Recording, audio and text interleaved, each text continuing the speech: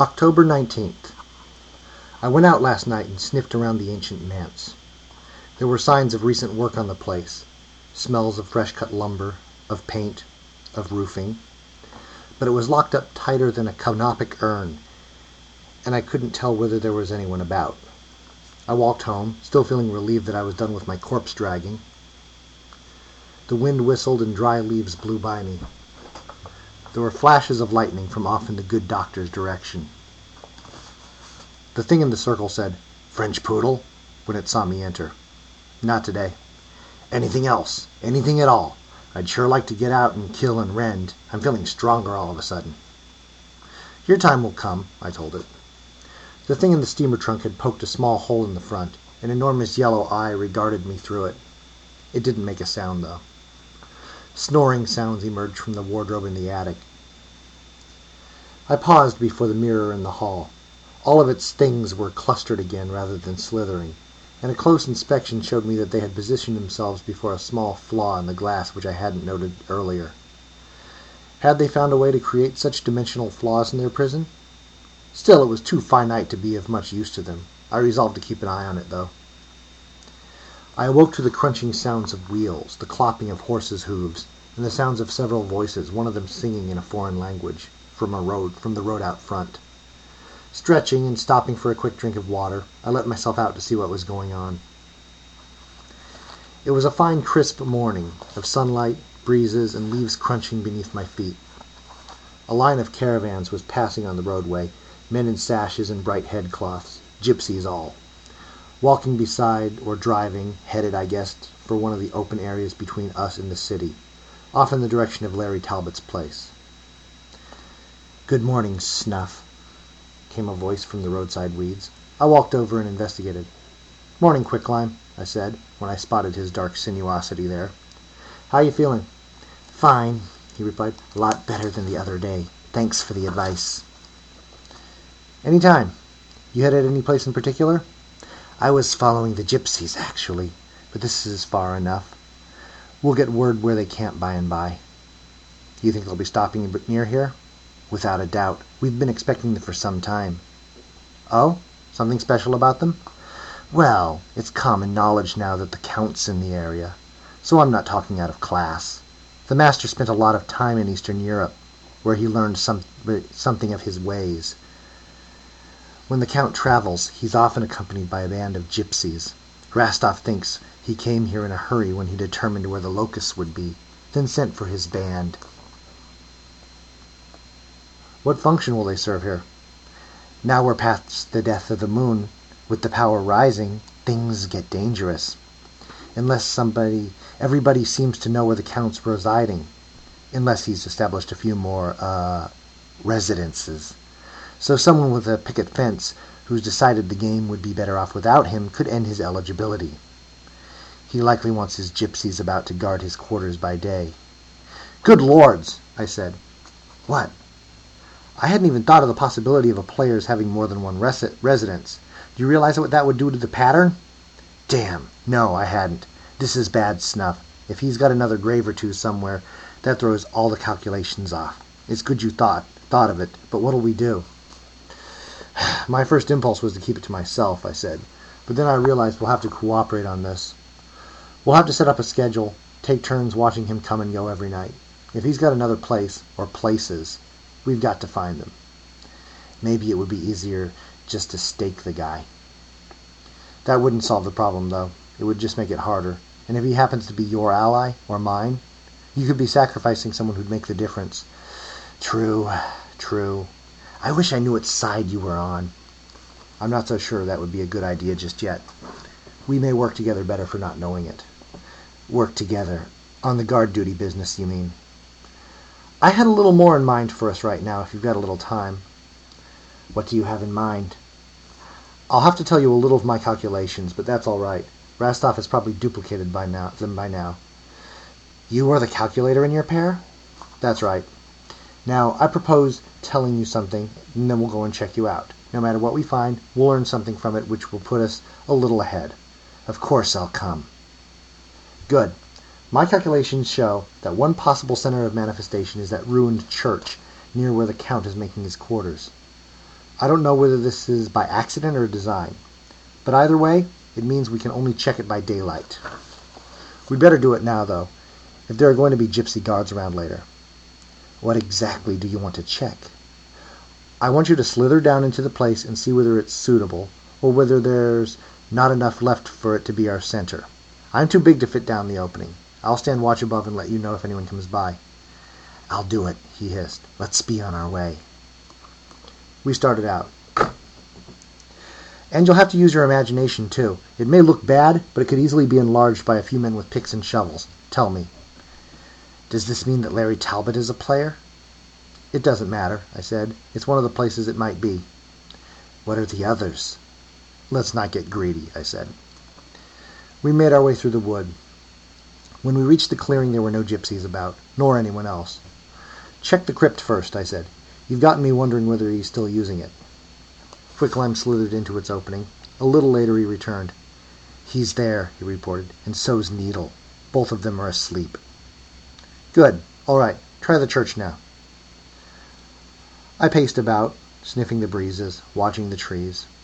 No one was near, no one approached. In a little while, Quicklime emerged. No, he said, it's a complete disaster, filled with dirt and rocks. Nothing's left. We'd have to start over again and rebuild.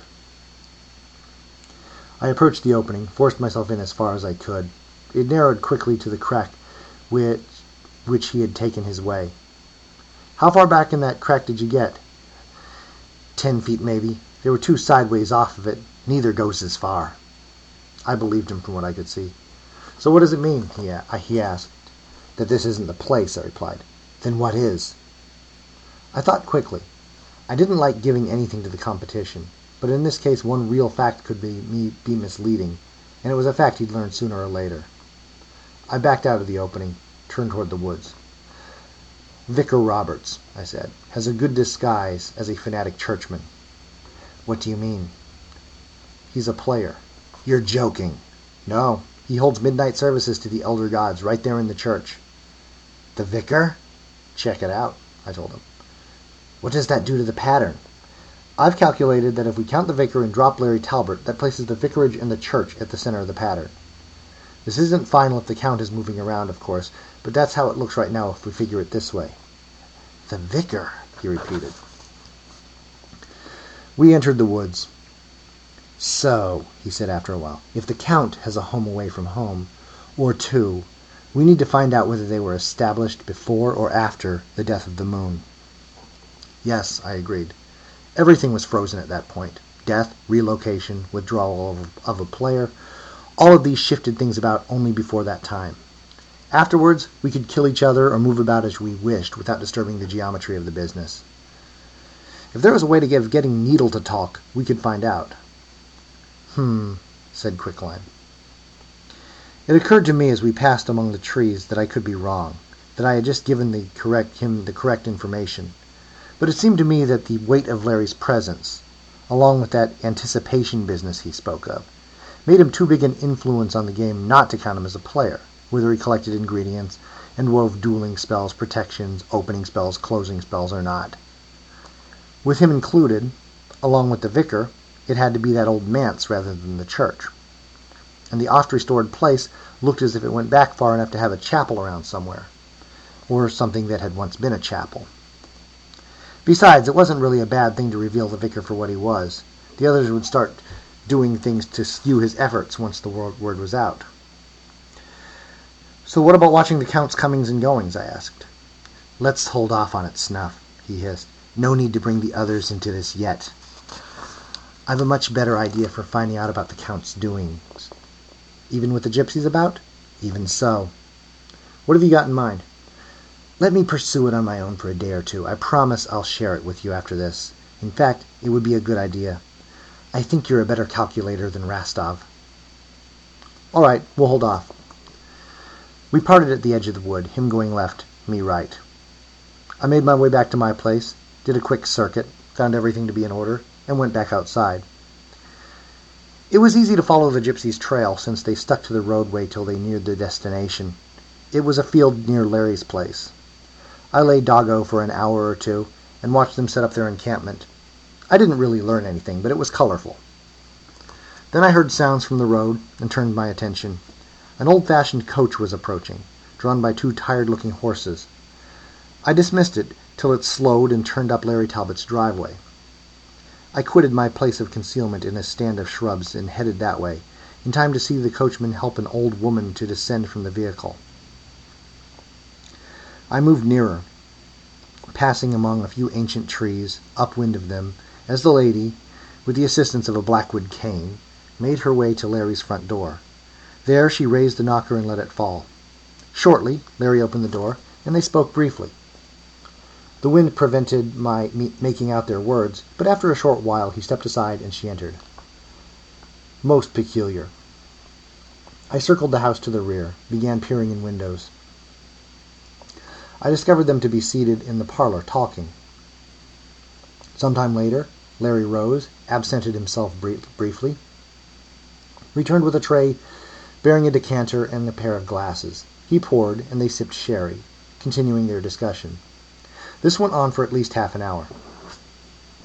Finally, they both rose and departed the room. I raced about the house, checking windows again. At last, I located them in the skylighted room where he grew his plants, engaged in an animated discussion with frequent gestures toward the flora.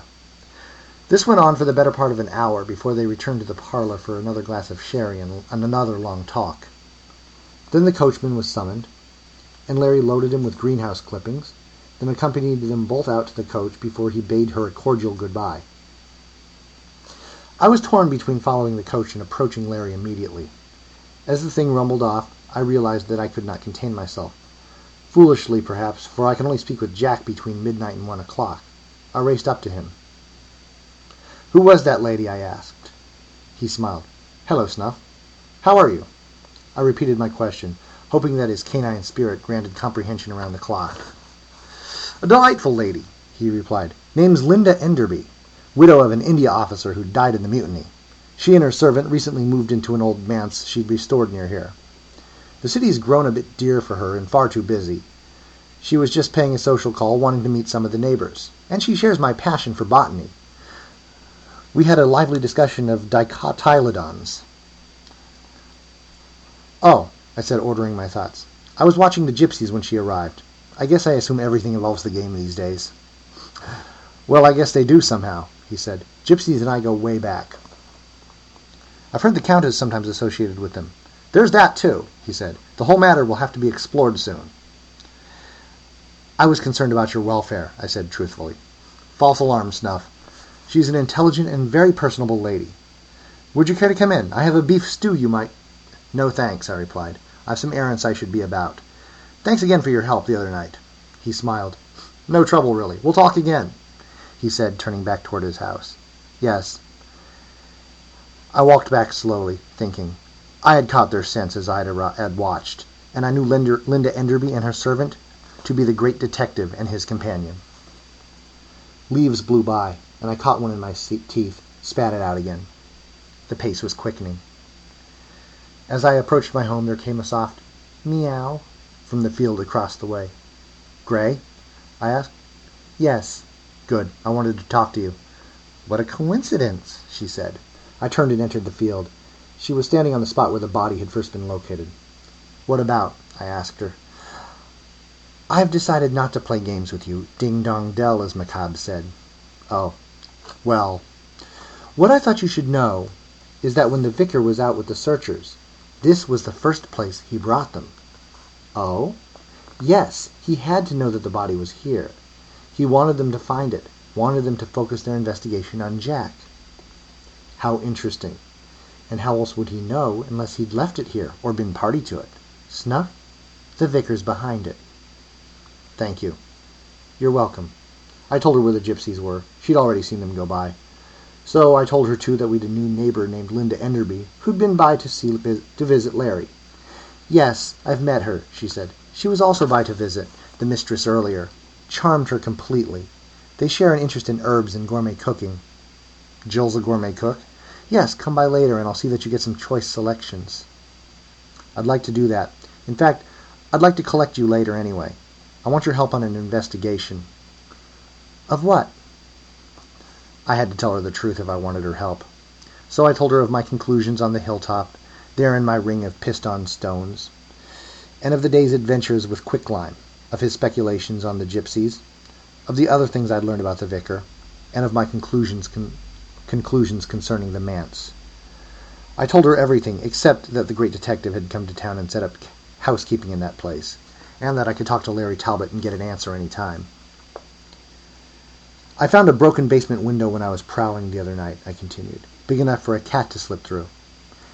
And you want me to go inside and see whether there's a chapel? Yes. Of course I will. I have to know, too. When should I come by? Just after dark. I wandered for a little while after that, organizing my thoughts. My peregrinations took me past the church. A large albino raven regarded me, pink-eyed, from its peak. Circling the place once, for the sake of completeness, I saw the rotund coachman feeding his horses out back. Linda Enderby was paying a visit to the vicar.